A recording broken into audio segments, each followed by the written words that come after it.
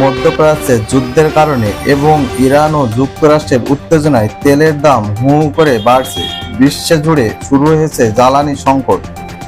Iran ও যুক্তরাষ্ট্র উত্তেজনায় এখন চরমে। এর সরাসরি প্রভাব পড়েছে বিশ্ব জ্বালানি বাজারে। সোমবার সকালে আন্তর্জাতিক বাজারে ব্রেন্ট ক্রুড তেলের দাম ব্যারেল প্রতি $116 ছাড়িয়ে গেছে, যা গড় কয়েক সপ্তাহের মধ্যে সর্বোচ্চ। এই সংকটের বড় কারণ হরমুজ প্রণালীতে তৈল সরবরাহ ব্যাহত হওয়া।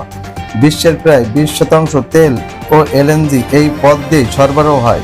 ইরানের পার্লামেন্ট স্পিকার মোহাম্মদ বাগের গালিবাফ বলেছেন, যদি যুক্তরাষ্ট্র স্থল অভিযান চালায় তাহলে ইরান শক্তভাবে প্রতিরোধ করবে। অন্যদিকে মার্কিন প্রেসিডেন্ট ডোনাল্ড ট্রাম্প হুঁশিয়ারি দিয়ে বলেছেন, 6 এপ্রিল বা এর মধ্যে সমুদ্রপথের নিয়ন্ত্রণ না ছাড়লে ইরানের জ্বালানি অবকাঠামো ধ্বংস করা হতে পারে। এদিকে ইরান সমর্থিত হুতিদের ক্ষেপণাস্ত্র হামলা ও ইসরায়েলের অভিযান বাড়ায় মধ্যপ্রাচ্যের পরিস্থিতি আরও জটিল হয়ে পড়েছে।